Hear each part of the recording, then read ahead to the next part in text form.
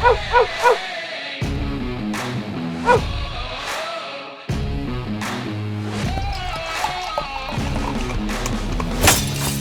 to another edition of the Dogger Pass podcast. This is for UFC Vegas 74. I'm Paul Shaughnessy. Cody Saftic's on the line. Producer Megan is on the sticks. Had a week off. I think there's, 13 straight weeks of UFC coming up here? Yes, sir. And this episode of the Dogger Pass podcast and all episodes of the Dogger Pass podcast are brought to you by Prize Picks.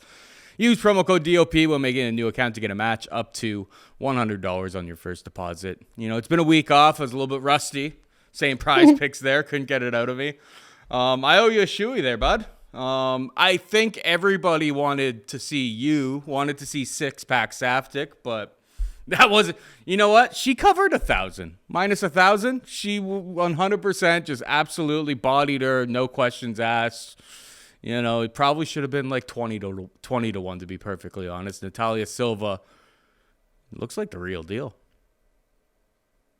Yeah, well, I mean, she was fighting Victor Leonardo, but you're right. It was an absolute beating on that end. So, yeah, it was just one shoey bet, right? I thought for some reason we had another shoey bet. Yeah, Mahashat. So you also took Mahashat over Borshev. So you, my friend, owe me 2 shoeys. I don't know if we shoeyed on that one, did we? Someone in the comment section will go back and check it and be like, whoa, Paul took a shoey bet on Mahashat because he has a cool name. But yeah, I thought we did. If we don't, all good. I think we turned it down. How about this? Okay, fair enough. I think we just did the Safty, because that was like a weird price. It was like minus 160 plus 140. I don't know if we actually did it. Megan, do you remember? Fair. I'll give you a pass because I neither do I remember. I don't think we did it. I think you brought it up, and I'm like, I'm not giving you a minus 175. And I mean, Borshev absolutely killed him. You send us off for a week here, and we just come back and like we're in shambles. Can't remember anything. What's going on? Just always looking forward to the next event. Should I do blueberry? Should I do peach or raspberry, Cody? Yeah, I would say blueberry, but I don't think any of those sound delightful to like chug in one go. But blueberry of the options, they are all delightful. I would mention the name of this, but they aren't paying me no money. So Brock Lesnar would have you know that never give away the name of a sponsor that ain't paying you no money, and he'll also let you know that he might even get on top of his wife. The post-fight interviews like that don't even exist anymore. No one's bold enough. They're all just like, "Thank you." There may be non-existent sponsors. Bye. There may be a post-fight speech this week if Tim Elliott wins. That could be muy picante if you've seen what he's been up to on social media. It could be muy picante. I'm actually interested in getting to that fight because there's no... Well, we'll talk about the stylistical breakdown, but who cares about that? It's all about, like, is Tim Elliott coming to win? Because he's either going to be, like, next level Tim Elliott or he's going to be awful.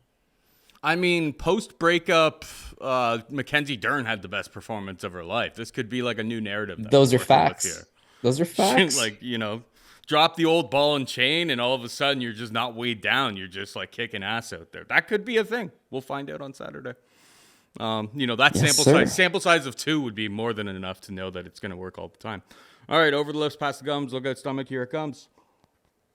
Yeah, so first show back in 2 weeks. Again, I'd say it's a weak-looking card in terms of a betting standpoint. Like, I don't know if I have any super hot takes on any one fight, but similar to 2 weeks ago when we actually did quite well, it's like I think finding those near even money plays, those Chase Hoopers at plus 110, like slight dog money or near money or minus 135, minus 145 range, like that's probably where the value's at. But of course, you get the right side of the bounces and we can throw some greasy parlay tickets together. They're going to pay really well because it's not like anybody's a massive favorite. Like, one, all these matches are pretty fair. Underdog could win in all of them. 2, it's not the highest level of UFC athletes. Like, everybody here's got at least a couple question marks. They got skill, right? They deserve to be there, no doubt about it. And a lot of these are good, entertaining fights. But like, nobody here's a rock hard lock unless Paul can talk me into something. No, there's no locks on this card. The only lock is like Tim Elliott's gonna raise hell if he gets the microphone. He's on Twitter saying that like he's not fighting for decisions because he's worried that if he wants that microphone time, like he's really pumping it up on Twitter. So the under could be kind of interesting, but we'll get to that in a little bit. All right, we got Kai Kara France taking on Amir Albazi in the main event. Straight pick 'em, homie. These are the spots that you said that you were looking for. Who you got? Yeah, exactly. This is another one of these spots. It's a 50-50 type fight. Both guys got a lot of merit. Both guys could come out and easily win this fight if they put their best foot forward. So it's just who's going to do it. I would say for the price point, though, you got to bet on what you know. And Kai France has got a lot more of what you know. He's fought, first of all, a much more elite level of competition. You look at the Rogerio Bontra, who's not bad. Cody Garbrandt, Askarov, 2 fights with Brandon Moreno. The last fight of his career, obviously, the second fight with Moreno, doing really good for himself until he gets folded by that nasty liver kick partway through the 3rd round. So you've seen him operate at a world-class level. Albazi, you haven't. I mean, his wins have been impressive in the UFC, but he's been fighting the Malcolm Gordons of the world, Francisco Figueiredo, Zalga Zumagulov. He's one of the few guys that actually beat him clean. It's not a robbery type decision, but all the same, nothing super impressive. And then that last time out against Alejandro Costa, he's a top ticket play for me. Everybody loves Albazi. And yeah, he wins the fight. He goes out there, he gets that 3rd round finish, but I thought he looked very low output on the feet, lands like 37 significant strikes through partway through the 3rd round. His takedowns, he goes 1 for 4, so you never really got to see that world-class grappling out of him. It was mostly just him sitting there, picking the shots, having a little bit more power. He had the 2 knockdowns. The guy's got some clean power, no doubt about it. He could clip Kai France, but I would say in terms of experience, you've seen Kai France fight some of the best guys in the game, and, he can operate at that level. He can compete with them. He can strike with them. He is of that ilk. Whereas Albazi, you're just hoping he might be, right? You're thinking this is a prospect that might be able to cross over and fight some elite level guys, but you really have no reference point to look back at and say this is how he did in those situations. So experience-wise, we're looking for Kai France. If the fight stays standing, Kai France isn't a big volume guy either, by no stretch. Over 5 rounds, I'd expect him to land 75, maybe 80. Over 3 rounds, he lands about that 50, 55 range. So he's not a big volume guy, but he's super accurate, right? Whereas Albazi's not even throwing in that 50 range. So I would say volume, experience, being able to go out there and headline a show, which is something that Kai France has done as well. So he's just got a lot more going behind him. He's not necessarily fought into those 4th and 5th rounds at the UFC level, but you would expect based on his cardio that he should be able to. And again, for the price point, I just feel like one guy is a hope. He's got a little bit of hype right now, and Kai France, there's a little more substance. So I would say I would take him for the main event. Yeah, and that's where the market's moving right now. It's really, really hard to back Albazi in this spot, to be perfectly honest. Like, from my perspective, just because we haven't seen it against elite level competition. And I know like, if you look at that Moreno fight, it's like early on in that fight, he was causing Moreno all of the problems. So we know that when he's at his best, he can compete with literally the top of the division. Can't really say that about Amir Albazi. He's had close fights. Relatively close fights. Like, he has been absolutely just smashing through guys, but this is such a massive step up in competition. It is a small cage, but maybe can help Albazi a little bit in terms of, the footwork and the speed on the feet should be clearly in Kai France's corner. But, unless it's Albazi's able to just get these takedowns early and that grappling is just too much early, it should be pretty easy for Kai France to just pick him apart from the outside. So I'm with you. I think, in a pick'em fight, Kai France looks like the value side as far as I'm concerned. Moving on down, we've got Alex Bruce Leroy Caceres taking on Daniel Pineda. Caceres, a minus 180 favorite. Pineda can be had for plus 155. Pretty rare that we've ever seen Alex Caceres as I guess he's been a favorite in some fights recently. Is this guy having a resurgence right now, Cody? Or is this like a classic letdown spot where it's like all of a sudden it's like, all right, now you're expecting him to win like 65 to 70% of the time at this price, and he's going to get blasted. I'm not entirely too sure. I'm not the biggest Pineda guy. I don't know if his cardio holds up over the course of 3 rounds. Caceres shows a finish against Julian in his last time out there. So it's all kind of interesting. From a straight picks perspective, I suppose I'll pick Alex Caceres. He's got so much experience. He's seen all of the styles, but I don't know if I can get to that minus 180 line from a betting perspective. What's your take here? Yeah, I've always had a trouble gauging Bruce Leroy because, he looked kind of fraudulent. He's on the Ultimate Fighter. Nothing really ever came of it. He flopped around in the UFC, 500 type journeyman guy. All of his wins our bottom of the barrel guys no longer with the organization. And it just never looked like he was going to cut the corner. So you go back to 2018, which I suppose now is 5 years ago. He loses to Guan Wang on a split decision to drop his old record to 13-11. And then he beat Martin Bravo, also by split decision, to improve to 14-11. 2018, Frey looks pretty much stalled out and done from there. Lose to Kron Gracie, whatever. It's that he totally rebuilt himself. I'm not going to discredit him. He put the work in. And I think as a guy that kind of had that whole martial artist mentality, this is what he does. And he's worked on every aspect of his game. Spent a lot of time in Arizona, took on a bit of a coaching role, started teaching that younger generation. And as a result, it's like every aspect of his game's gotten better. His wrestling has gotten a lot better. His striking, which was always quirky and kind of rinky-dink, has become a lot more, pinpoint, a lot more intelligent, a lot more, distance, because he's a long guy. He's started to figure it out a little bit. And the grappling, well, that's been the best part of his game, right? He's got a knack for taking the back. Once he takes the back, loves fishing for that rear naked choke. He's been competing in a lot of grappling tournaments recently. 34 years old, but it feels like the experience has finally caught up to Bruce Leroy. So you look at the stretch since then, win over Steven Peterson, win over Chase Hooper, Austin Springer, Kevin Kroom, Sung Hoo Choi, not great. It's the loss to Sodi Kusef. He was in it, man. He outstruck by the numbers, outstruck Sodi Kusef, managed to take down in that fight, kept it top 15 guys, or like not even top 25 guys. He can beat that era of guys. He's always has been able to beat, that level.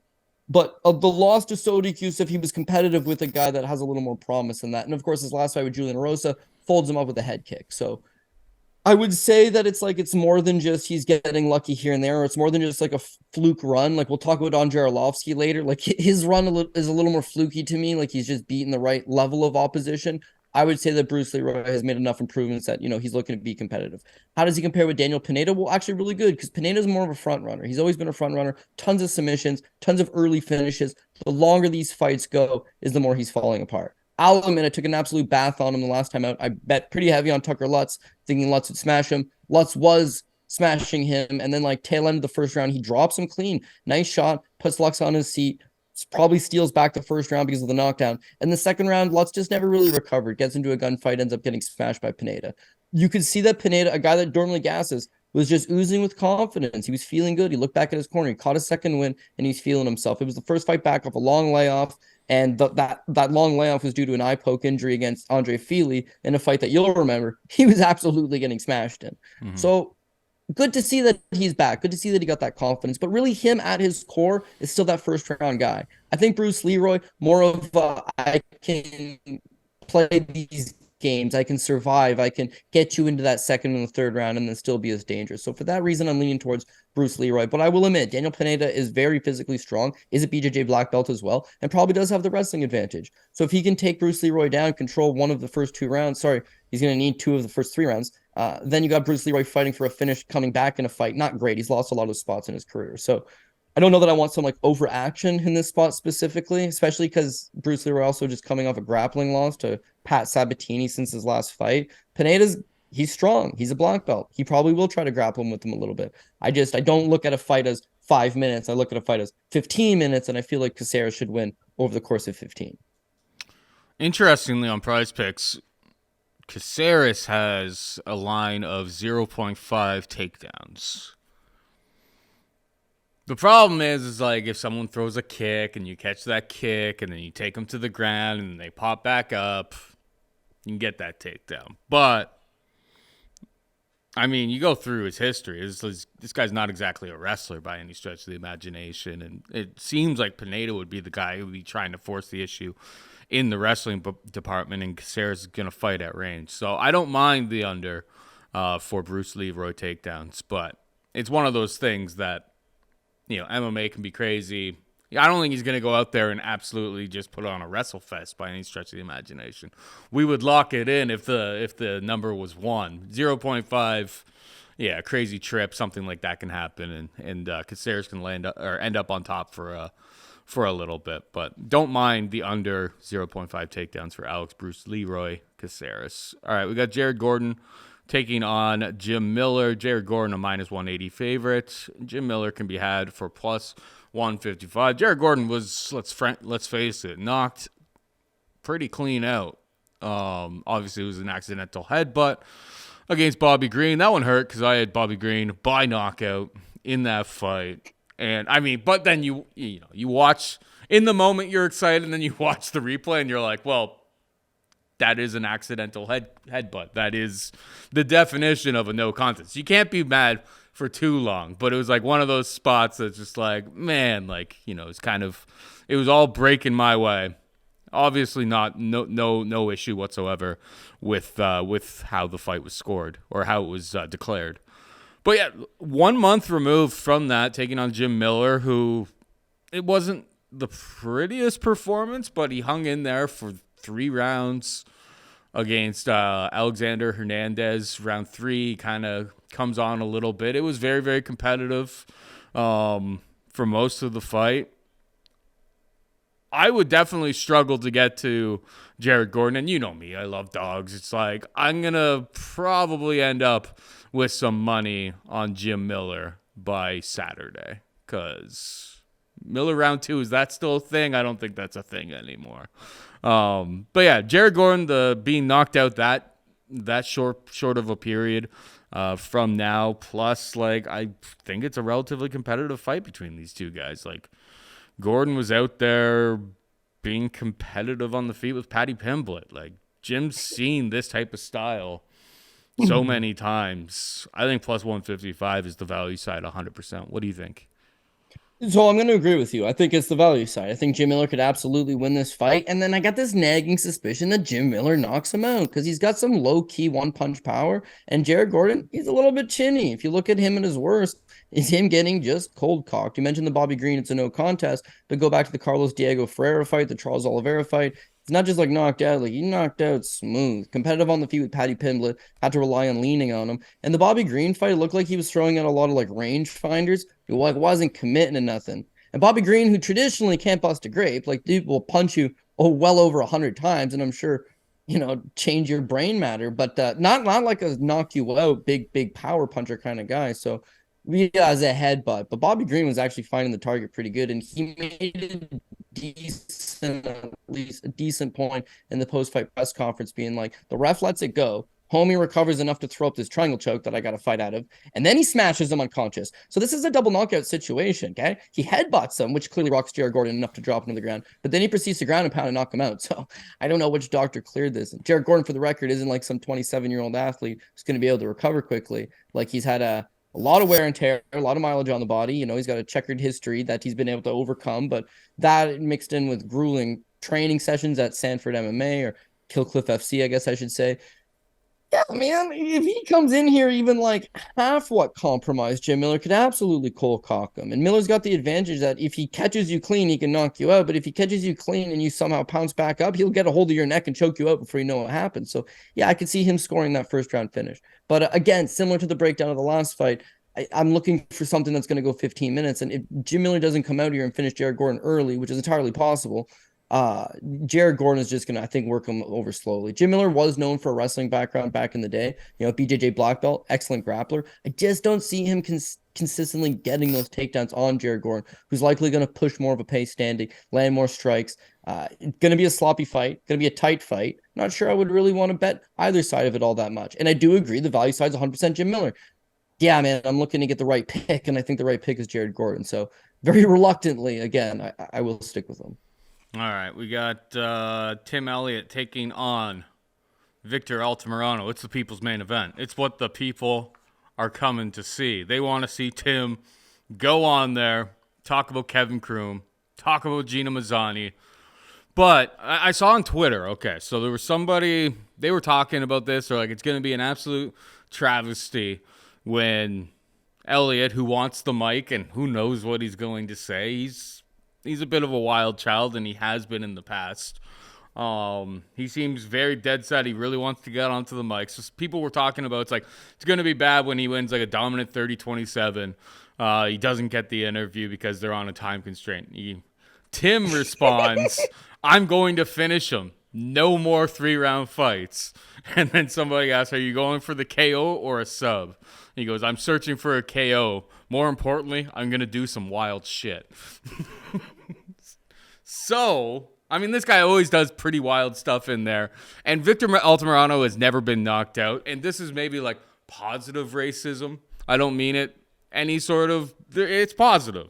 He's Mexican. Like, Mexican dudes have durability through the charts. Megan's shaking her head like, come on, it's true. And like, Mexican dudes are just able to take an obscene amount of punishment. Like, I don't know what's in the water down there, but I think it's a tall task for him to get a knockout. The under 2.5 is at plus 215 though, and I know every fighter goes into a fight saying, I'm gonna go out there, I'm gonna finish this guy. Nobody wants to go to decision, but like, I don't know. Maybe I'm reading into the tea leaves a little bit too much, but Tim Elliott should be able to secure takedowns. I think it's more likely that he wins by submission. Altamirano has been subbed twice as a pro, and I believe like 3 times on the regional scene when he was coming up. Elliott's been subbed a whole bunch in his own right, don't get me wrong, but that seems like the most logical path to victory, but we're talking about Tim Elliott. He may not chase the most logical path to victory. Either way, I'm going to go with Tim Elliott, but I'm interested in this under because it's like plus 215. If you do a little bit of shopping, there may even be better prices out there. It's got my eye for sure. What do you think about this fight code?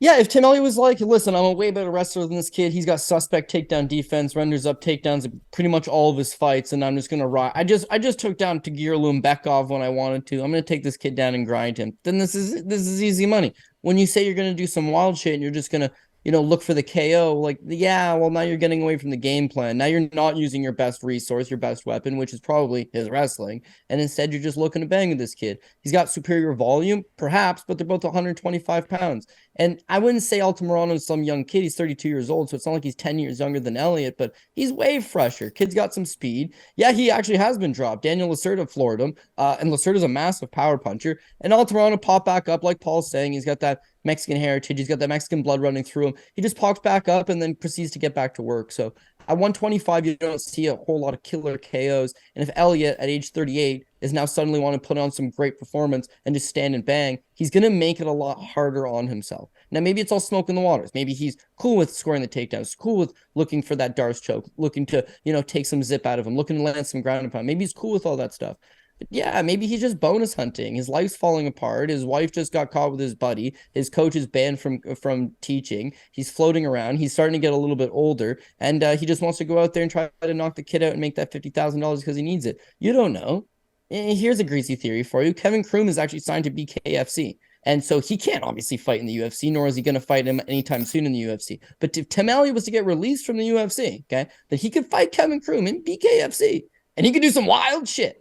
So why not? Oh, yeah, I'm going to go and have some crazy fight in the UFC. So the BKFC says, damn, look at Tim Elliott. Super exciting. And we got this crazy, greasy storyline. Let's run with it. And we'll pay way better than he would make in the UFC, which is fact. He'd make a lot more money doing that.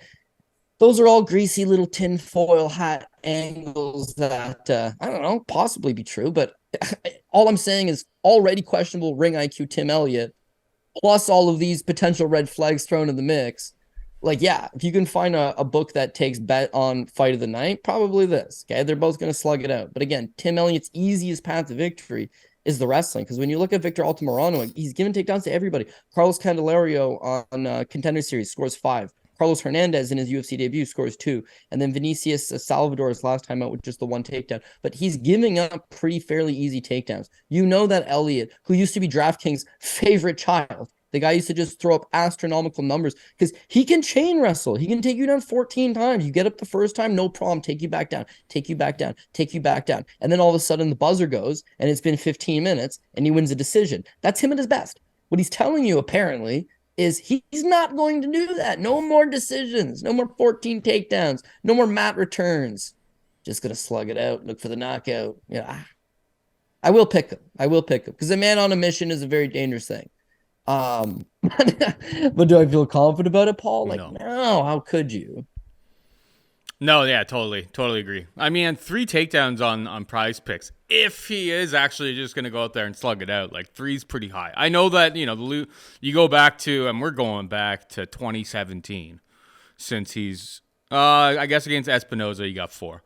But otherwise, like, it's been a lot of low takedown totals in a lot of his fights. He doesn't necessarily always go out there. So 3 is a lot. He could absolutely smash that number, but I could totally see it going way under if he comes out and just tries to throw hands. So like that on Prize Picks, under 3 takedowns or less than 3 takedowns. Here's one for you as well, right? So when you look at Tim Elliott, this is his last number, okay? Him versus Davidson don't look great. Him versus Askarov flat. Him versus Brandon Roy Valley gets subbed out easy.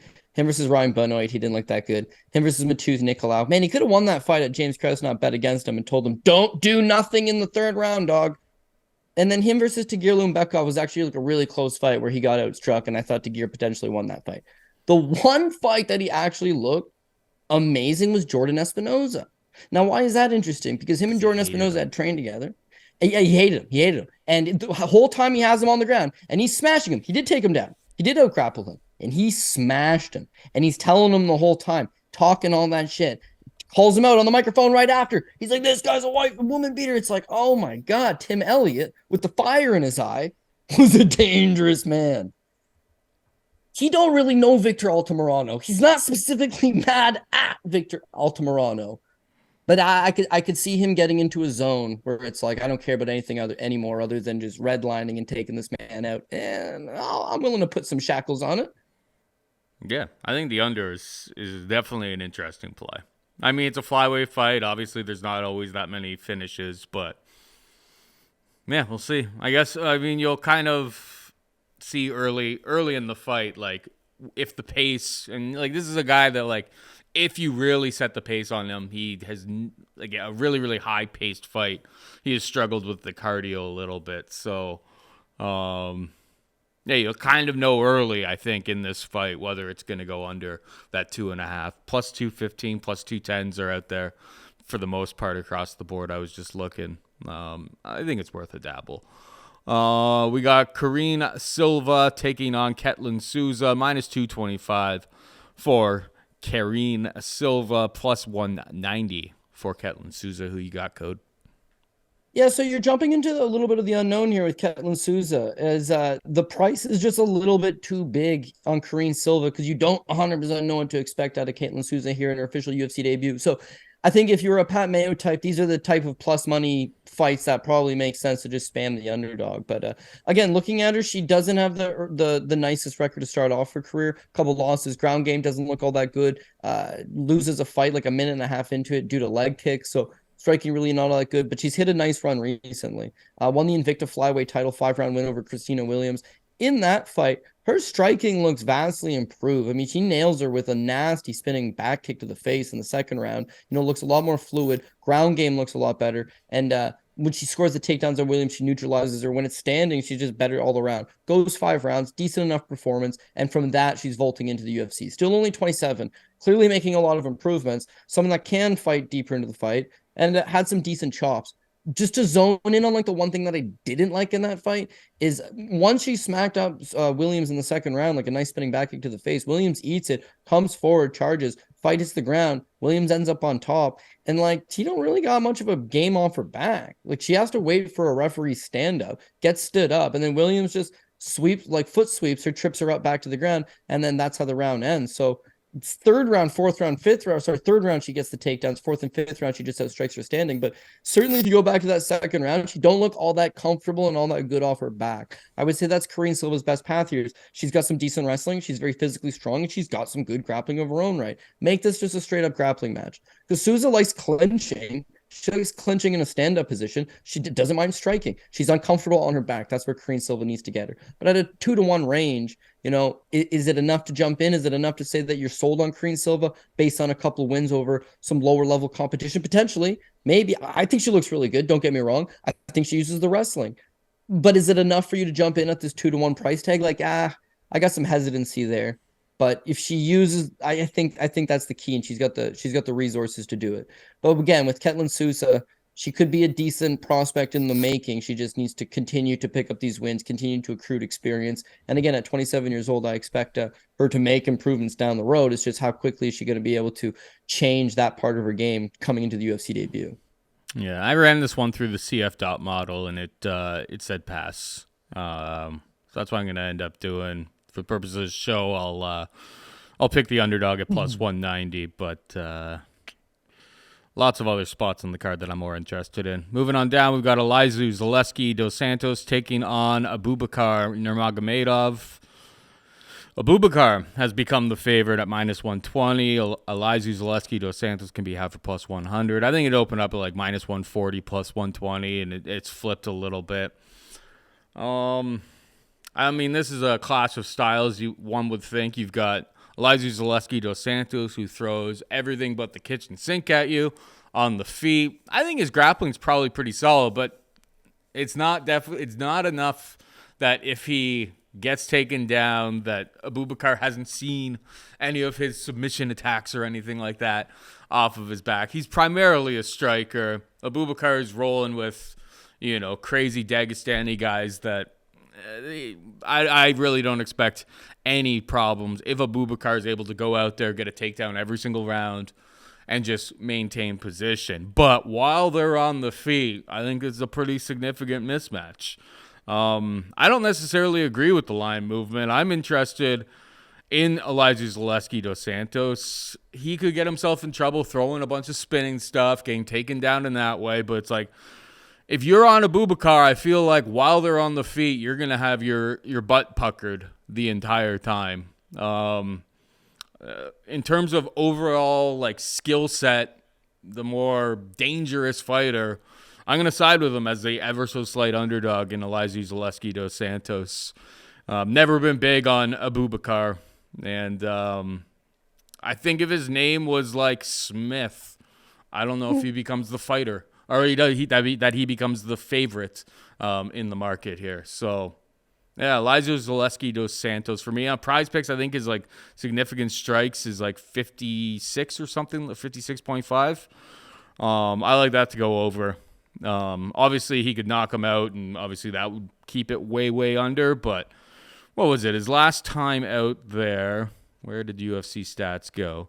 Last time out there, I think he got 149 against Benoit Saint-Denis. Benoit Saint-Denis was able to take him down 2 times. It's sure, he was taken down, but he was able to get back up. And when he was back up, he was causing all sorts of problems. For a very, very good fighter, very, very good test, a rising dude in this division in Benoit Saint-Denis, a guy that a lot of people were high on. I think Elizeu, Zaleski, Dos Santos is just getting criminally underrated here, to be perfectly honest. I love his skill set.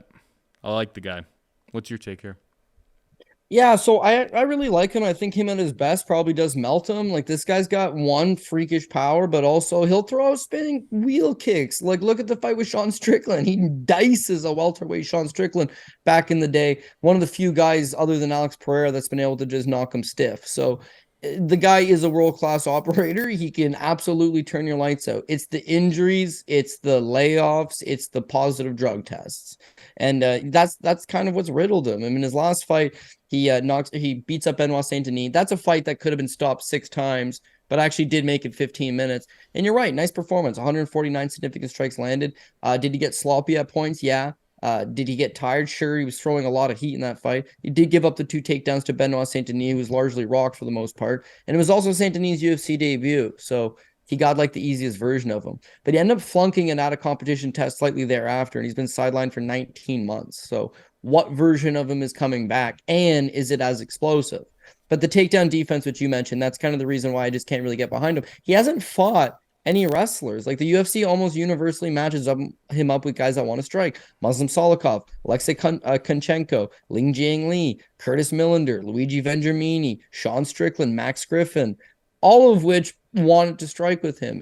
When he does take on guys with a bit of a grappling, they tend to get the takedowns. He's got a 67%, I think, takedown defense in the UFC. I just don't think it's enough. Abubakar doesn't shoot a ton of takedowns, but I think he's got enough wrestling enough striking that he's just going to throw 1 or 2 shots, 1 or 2 shots, 1 or 2 shots. So unless he's going to explode with that big shot, which he always does.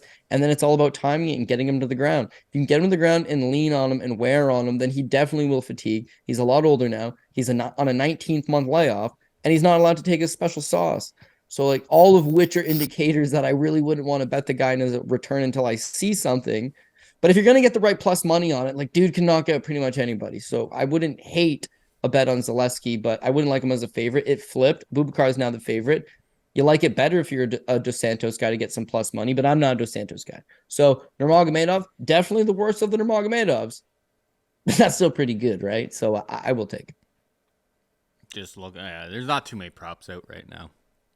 There's there's only one place that has it open. So yeah, like plus 400, Zaleski Dos Santos by knockout doesn't seem so bad to me. But yeah, good point about the drug test. I guess that's just all like you won't really know how much that was helping him until we see him in there. So obviously there's big question marks around that. But yeah, Abubakar, he's got most takedowns that he's got in any of his UFC fights so far is one. I just think if this fight is taking place on the feet, it's probably not that competitive. But been wrong before, gonna be wrong again. We'll find out on Saturday night. Moving on down, we got Daniel Willie Cat Santos taking on Johnny Munoz, minus 220 for Santos, plus 185 for Munoz. Who you got? So we broke down this fight already. Fight got scrapped. So they're putting it back together. I'll just stick with the same pick, which is Willie Cat Santos. Daniel Santos, he's just got that forward pressure, man. Like he's one of these Brazilian pressure fighters that's going to not take a step backwards. He's going to continuously be coming forward. In the small cage in the apex, you got not a whole lot of space to run, and you're going to have to exchange with him. He's super hittable, don't get me wrong, but he's willing to throw down. And if you can't keep up with that pace or you fatigue fighting off your back foot, which I think might be the case here for Johnny Munoz, it's not going to go too well for you. His debut against Julio Arce, he just got absolutely executed in the sense that his forward style, which is like come forward and just not really cut a whole lot of angles or defend himself, but try to put that pressure on you, not going to work good against a smooth counter puncher like Julio Arce, a guy that's got some, decent boxing experience, very, very good with his footwork, very, a guy that moves vertically, moves laterally, moves all over the place, and is able to just use that quick jab, pinpoint accurate jab to feed him all night. So bad performance in that regard, but he went 15 minutes getting absolutely mauled on. He's got enough durability to carry him through. And then that last fight with John Casteneda, the first round, he's getting killed. Like, this is not going good for him. And Casteneda, who's not too bad, we'll have to break him down in a little bit as well. He just gasses out, having to continuously fight off his back foot, having to continuously move backwards, having to continuously deal with the pressure. And then finally, Daniel Santos catches him and knocks him out. So a nice come from behind victory, but that's what he's going to do. He's probably going to take a mauling for the first 5-6 minutes and then eventually break on through to the other side. Against Johnny Munoz, his best part of his game is his top game. Like if he was able to trip him up and take him to the ground, he's got some decent top game. But his wrestling's just not all that good. And beyond that, he's got questionable cardio and he's got very, very low volume. All of his fights, for the most part, other than that Ludovic Shalinian fight, very hesitant. He'll get his jab going. He's got a nice jab. He'll probably eat Daniel Santos up a little bit with the jab early, but he just gasses in all of his fights and tires that the longer they go. And that's not at the kind of pace that Santos fights at. So I expect in this fight, maybe wins the first round, maybe competitive for the first 6 or 7 minutes, but the longer it goes, I just think he's going to tire out, start eating some big shots, and eventually those big shots will either lead to a knockout win for Santos, or the judges are going to realize those are the bigger shots being landed and they're going to score a decision for him. So I'll take Willie Cat to get the job done. Yeah, I like Willie Cat as well. I've been a big fan of his, even coming in against Julio Arce, which, I mean, he got dominated, or like not dominated, but like showed he was tough. You got outworked very, very significantly, but like that was a tough debut fight for him against somebody who had much more experience in the skills that he tries to bring to the table. But yeah, I love his forward pressure, his aggressive style. He's a super, super fun guy every single time he goes out there. Heart of a lion. I mean, a lot of these are all cliches and all of that, but I've been a fan of his work. Minus 220 seems a little bit stiff. I don't know if there's too much meat on the bone there, but I will 100% be picking him. Moving on down, we got Don'Tale Mayes taking on Andrei the Pitbull Arlovski. Minus 140 for Mayes, plus 120 for Andrei. It sounded like you had something. You were talking something about this earlier on, with recent work and stuff like that. I mean, after the handy anal swab fight, I don't know how anybody could put money on Don'Tale Mayes as a favorite. He cost me. I beat the CLV out of the moon on that fight. I think I had to minus like 130 or something. It goes off at like minus 225. We are already like basically counting our money. And then Handy goes out there, gets takedowns, and then pisses hot afterwards. Like it was really, really ugly. Dante Munoz is a guy that like I haven't really gotten a great read on so many times. Because there was the one fight that he comes out there and all of a sudden he's D1 Dante. Like he's getting takedowns left, right, and center. Which fight was that? There's like 6. Josh Parisian. He goes out there, gets 6 takedowns. I know Hamdi was Egyptian wrestler. So it's like that wasn't exactly shocking, but it's like it's really tough getting a read on the guy going out like fight to fight. Who's gonna have the advantage in what? And his volume is super, super low. He's taking on Andrei, who's been around the block. People talk about him being chinny, and he historically was. Like, Dante hasn't really showed me, like, crazy power on the feet that would really be a concern. Like, this seems like Andrei Arlovski or pass. But do I have it in me to put money on Andrei Arlovski? I think so. At plus 120, like, if this line was flipped, I'd be a little bit more hesitant. But I really struggle to see Dante as the favorite here. He's obviously got a lot of extra size. He's like 6'6". He's going to look a little bit more domineering, but he doesn't really bring the things to the table that I want in an Arlovski fade. So it's Arlovski for me. What about you? Yeah, I'm going to go ahead and agree, man. Middling heavyweights, this is the true definition, and I'm going to take some plus money on Andrei Arlovski. UFC feels like they owe Arlovski some type of favor. Like, he's the longest tenured guy on the roster, him and Robbie Lawler, I guess. And then I think Andrei Arlovski is the only guy on the UFC roster that has a pro debut dating back to 1997. So, like, he's been around the block a very, very long time, many times over. And, you don't want to see him get knocked out. He's like your favorite fighter's favorite fighter. Who doesn't like Andrei Arlovski? Can't name a guy. His fights are awful to watch for the most part.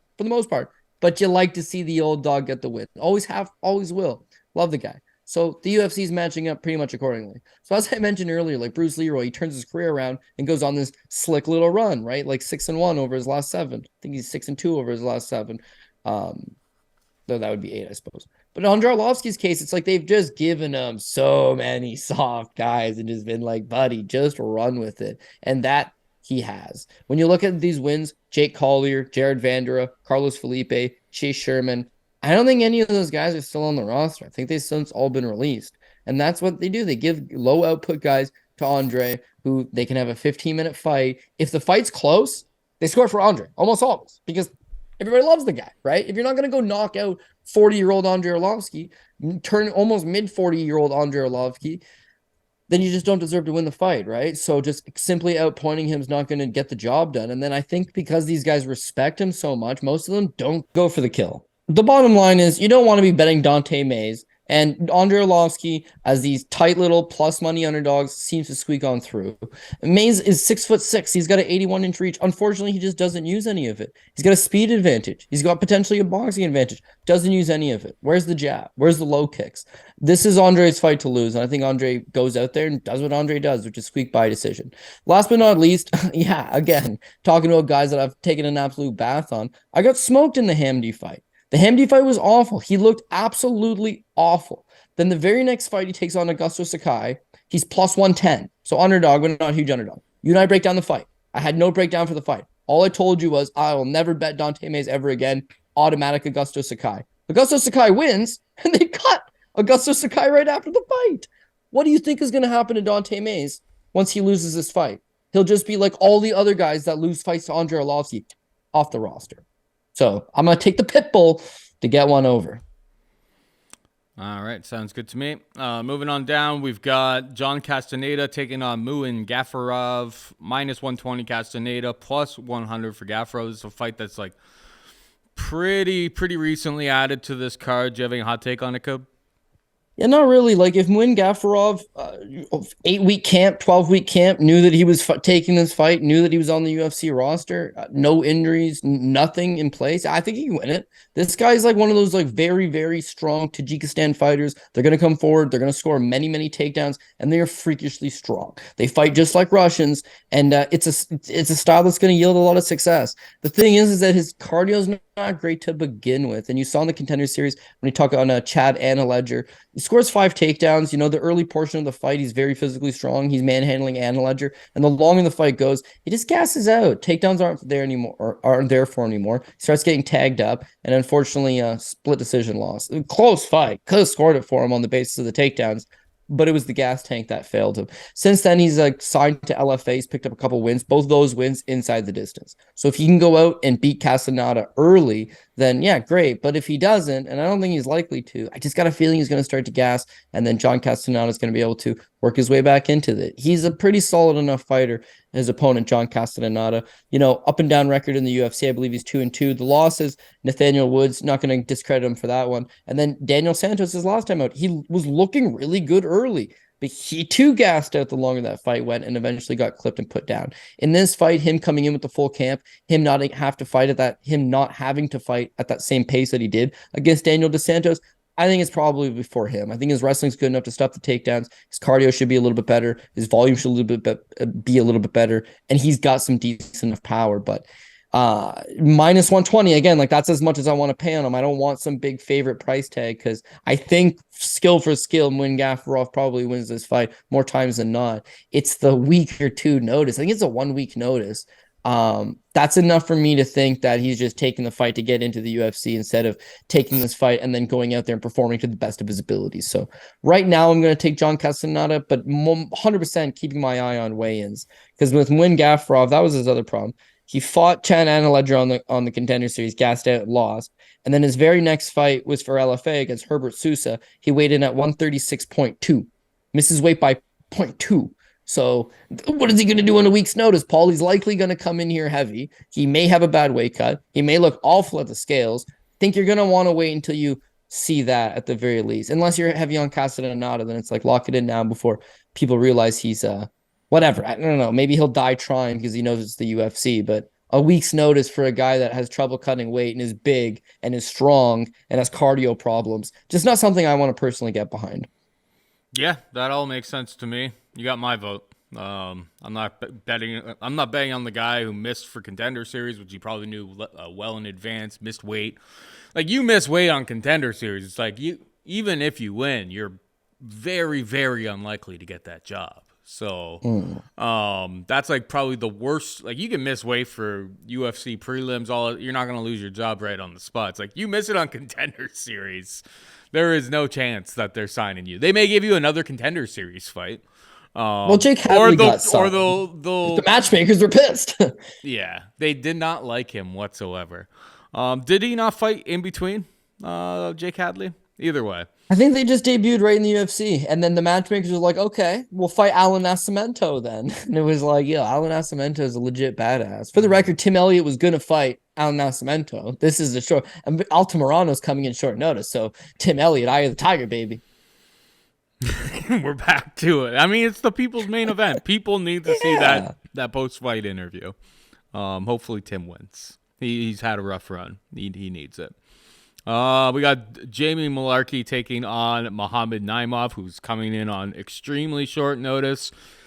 Mullarkey, a minus 400 favorite. Naimov can be half plus 300. It's like people are up in arms because on like the DFS sites and stuff, Mullarkey is priced at the bottom of the pricing because obviously he was not supposed to take on Muhammad Naimov in this spot. He was a significant ragdolled. He was going to take on Guram, who puts in all of that time with some of the best wrestlers in the world and is a stud on the feet. I think that was a terrible matchup for Mullarkey.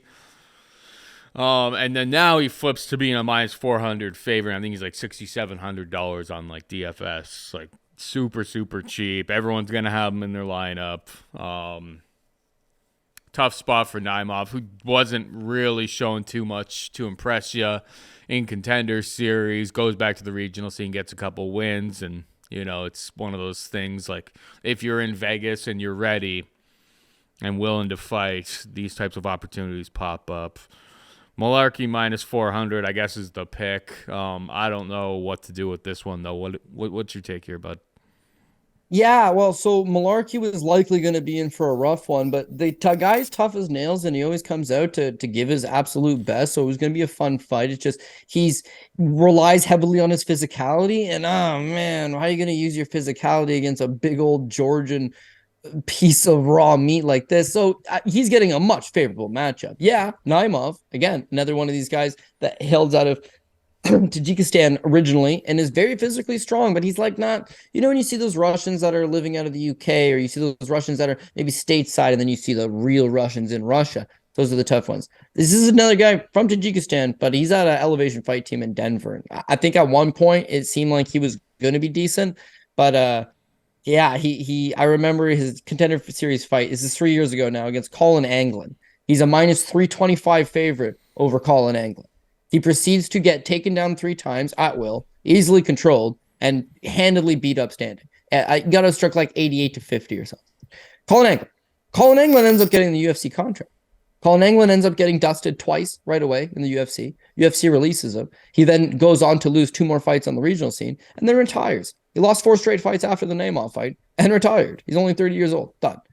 And yet he beat Naimov everywhere. He was a better striker than him. He better cardio than him. He a better wrestler than him. I just didn't really see anything out of him. So he didn't obviously sign with the UFC. He fought Olivier Murad for Titan, lost that fight as well. And then since then, he kind of rebuilt himself in Las Vegas at a low level. He's more of a guy that's in the gym, training partner, getting good rounds in, no doubt about it. But to take a fight on short notice is difficult. A UFC debut in itself is difficult. Jamie Mullarkey's been in there with some decent guys. Jamie Mullarkey has fought Alexander Volkanovski and proceeded to go be a training partner to him. He's got very solid cardio. He's got a good ground game. His striking, he's a little bit hittable for my liking, but again, good power, guy that's going to come forward and kind of make it rough on you. So this is a hell of a debut, but I just don't see where he beats him. Like Mullarkey's got a better wrestling, probably takes him down, grinds him, tires him out, and TKOs him partway through the second or into the third. But even if it doesn't, and it's just a stand-up battle, like I don't know that he's got, it's puncher's chance. It's MMA, like sure, but Mullarkey got floored by Michael Johnson and got back up. Like not a whole lot of guys can say that. They either just beat Johnson or that's it. They don't live to tell the tale. You don't get dropped by Johnson, get back up. Mullarkey's tough, man. The guy can take a hell of a blow. So even in puncher's chance scenario, I still think the guy prevails. It's the 4-1, like it's MMA.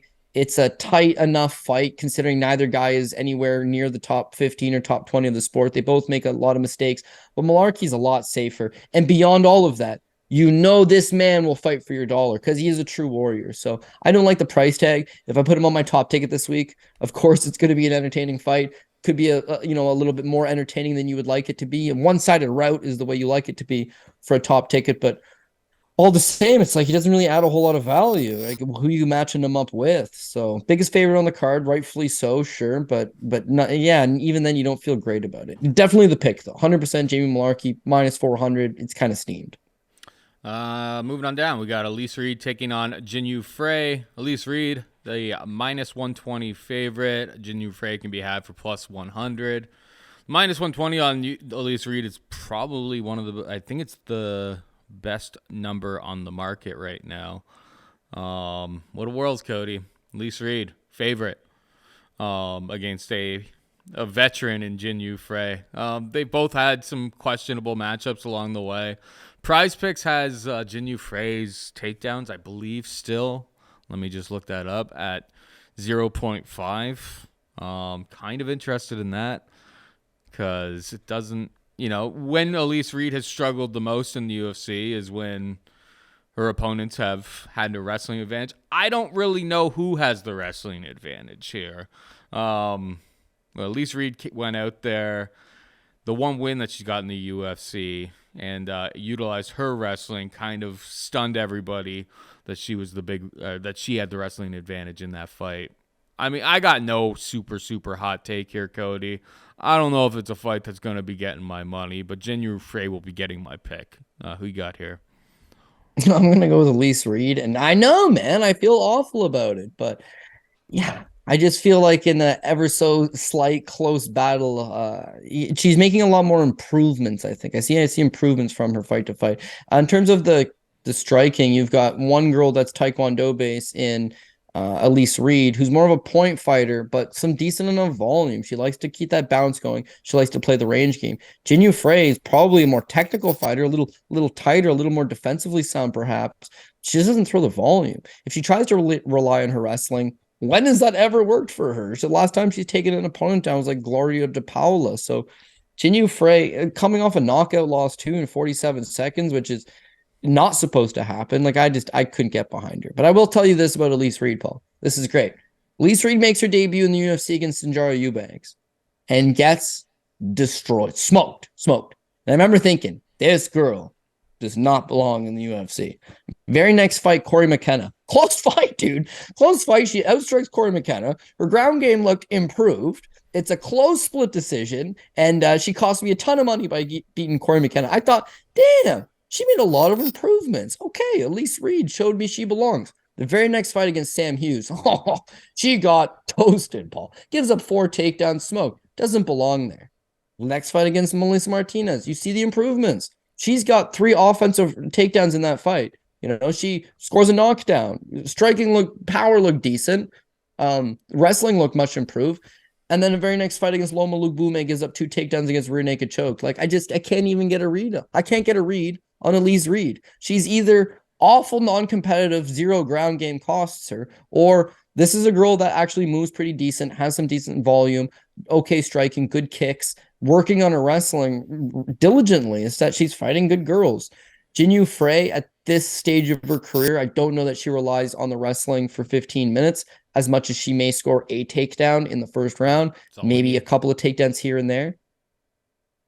But that's it. I got to go with Reed. On Prize Picks, all we need is one. It's 0.5. That's what I'm saying. Is that sure. Yeah, the over on that. It's just like I know that Jinh Frey doesn't go out there and do it, but it's like, all right, Elise Reed, when she showed these massive wrestling improvements, where she got 3 takedowns against Melissa Martinez. Melissa Martinez was a striker, and it didn't look like she had any sort of other like ground game in her arsenal whatsoever. And on top of that, Melissa Martinez got a takedown on Elise Reed. Literally every single opponent that she's had has gotten over 0.5. I know that that Jinh Frey doesn't use it all that often, but we just need one on Prize Picks. Promo code DOP.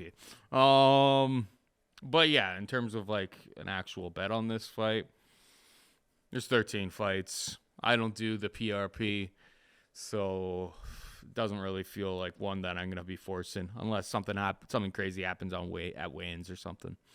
We got Luan Lacerda taking on Damon Blackshear, minus 150 for Lacerda, plus 130 for Blackshear. Your thoughts?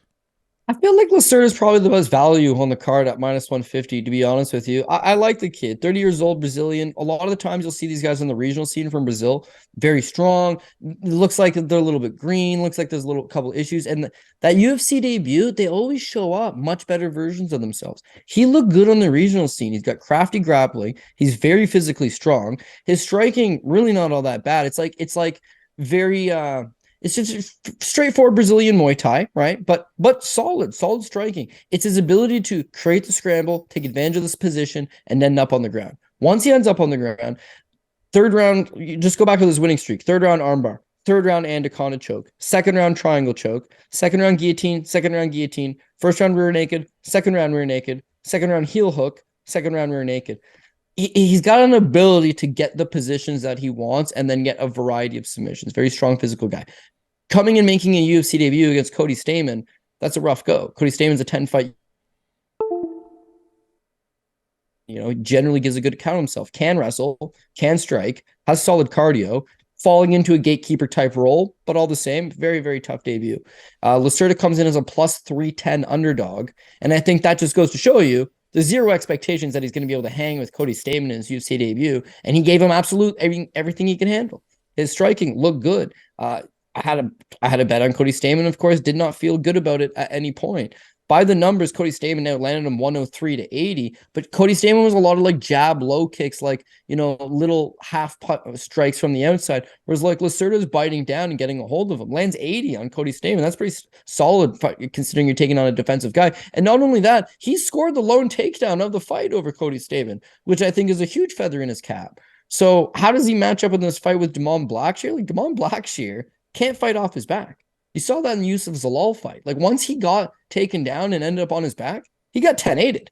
He got smoked. He's long, 5'10", 72-inch reach. He's got some good striking. He's an unorthodox kind of fighter. But once you take him down and take him out of his element, he doesn't seem physically strong enough to get back to his feet on his own. He doesn't have that big explosiveness where he's just going to get all of a sudden. And his defensive grappling is just not quite good enough. So, like, Luan Lacerda keeps us standing. He's going to be competitive. If he takes him down, or if he can trip him up or catch a kick, or for whatever reason gets on top, he's just going to take his back, or he's just going to land up in half guard, and that's going to be the end of it. So I think that generally your first fight in the UFC, you're expected to not do great necessarily. Your second fight, that's your coming out party. You're a lot more comfortable. You got a full camp. You've experienced this stuff already. Lacerda looked good to me in his debut. Didn't get the win. Super close fight. Didn't get the win. But I think you're going to see an even better version of him here. And I think he's just got the tools to beat Damon Blackshear. So a minus 150, not terrible. Now, can I put this on, even though I like him, can I put it on the top play this week? No, probably not, because it's like a dirty prelim fight between two guys that are 0-1 in the UFC. Actually, one guy's 0-1 in the UFC. The other guy's 0-2. 0-1 in the UFC. Oh, yeah. 0-1.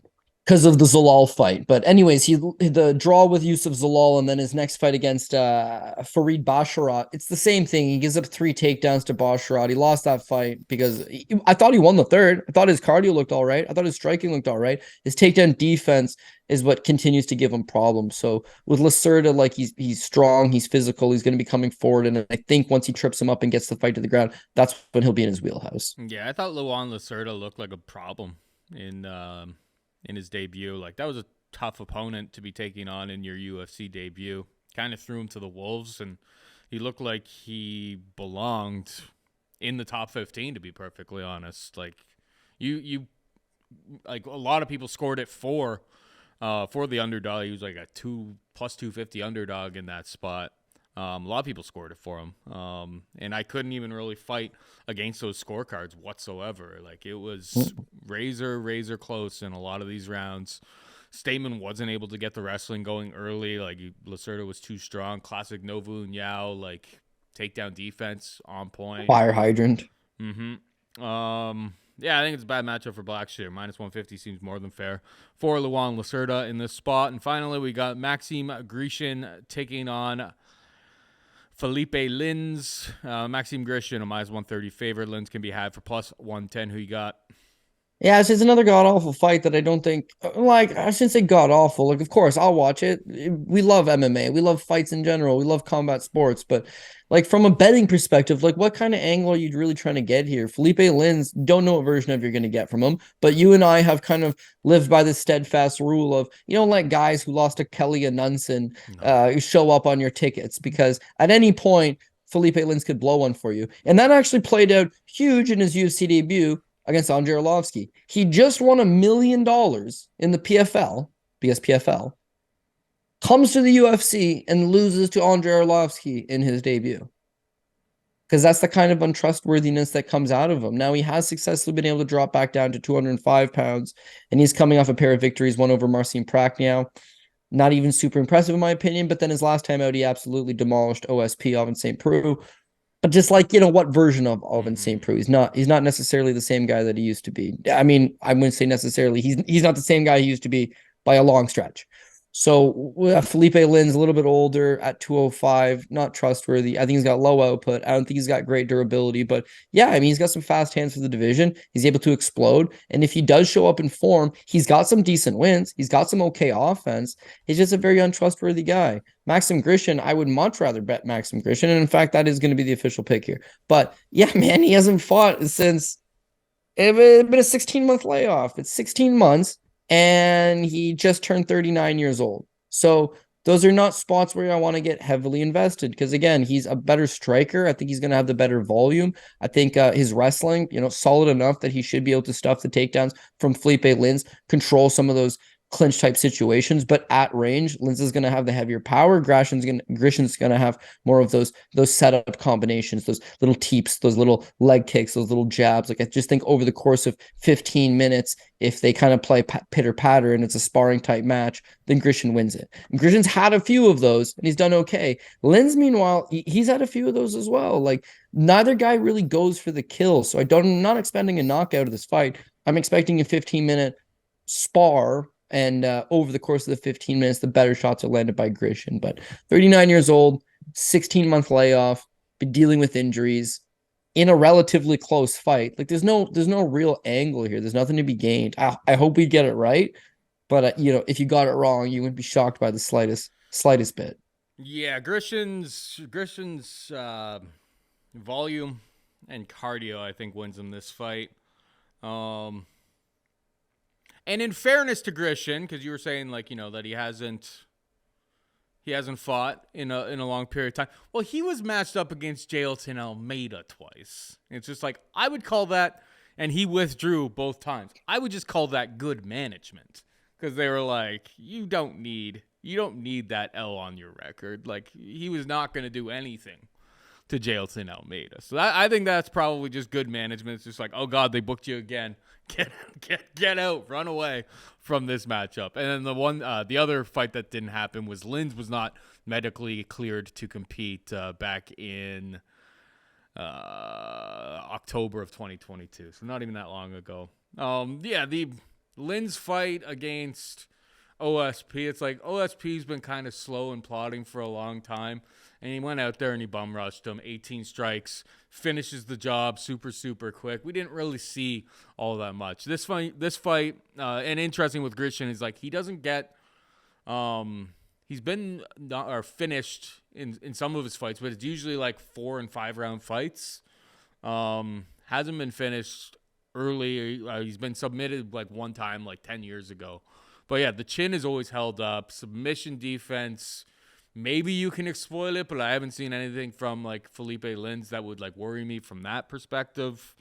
Grishin's chin holds up, and I think he just wins this fight on volume in a kind of boring 3-round light heavyweight fight. So it sounds like we're on the same page there. All right, just rifle through the bets that I haven't made quite yet, but pretty sure they're going to end on my card. Kai Kara France -110. I like the side there. Just Albazi hasn't been around long enough to show me if he's at this level. I'll find out on Saturday, and I'll take that L. Jim Miller +155. Maybe a Jim Miller knockout prop when more props are open across the market. The under in the Tim Elliott versus Altamirano fight. That's probably narrative based, but at +215, +210 out there, I mean, it's probably worth a little dabble. I'm going to probably go on to the Elizeu Zaleski dos Santos by KO prop. I see +400. We'll see when more props open up across the market. Andrei Arlovski +120. And Luan Lacerda -150. Those are the spots that have my attention after breaking down this card with you. Hit him with the PRP code. Hit him with the PRP. It's actually chalk heavy, but a lot of that chalk is like -110, -120. Like it's not, they're pretty much even money fights. Speaking of even money fights, Kai Kara France, and I might use him at the top this week as a hedge out just because it's going to add a lot of value. It's the main event, and I can hop out hopefully if the other picks hit. But we're going to go Kai Kara France, Alex Bruce, Leroy Caceres, Jared Gordon, Tim Elliott, Karine Silva, Abubakar Nurmagomedov, who's an even money pick. Andrei Arlovski, who's dog number 1, and by that I mean like +120, +110. Daniel Santos, Elise Reed, Luan Lacerda, Jamie Mullarkey, Maxim Grishin. So again, a lot of I only officially have the one underdog, Andrei Arlovski, but I think you'd see that there's 3 or 4 basically even money picks. I'm not worried about do I have enough dogs on the card. It's about, what's the right order to go with? Who's the most risky pick? Who's I should pull this thing off and be safe? Because, again, there's a lot of fighters on this roster that, I don't know, do they all deserve to be there? Maybe not. They're owed a certain amount of fights, and that's what they're doing. So I'm more excited about this card than I normally be because we're coming off the week-long break. But, yeah, all the same, it's just like I still got some thinking to do. I still want to watch weigh-ins and then hopefully get that that right. If we can get the core 4 on a card like this, great. If we can hit a 6, 8, 10, 12, 13 fight PRP, even better. But again, it's just about like who are the most trustworthy of those small group of favorites. Makes sense, bro. Makes sense. Anyway, that is it for us this week. Hope you enjoyed the show. I think there's like 12 straight weeks after this, so you'll be seeing a lot of mine and Cody's face and producer Megan behind the scenes. That is it for us this week. Hope you enjoyed the show. Goodbye and good luck.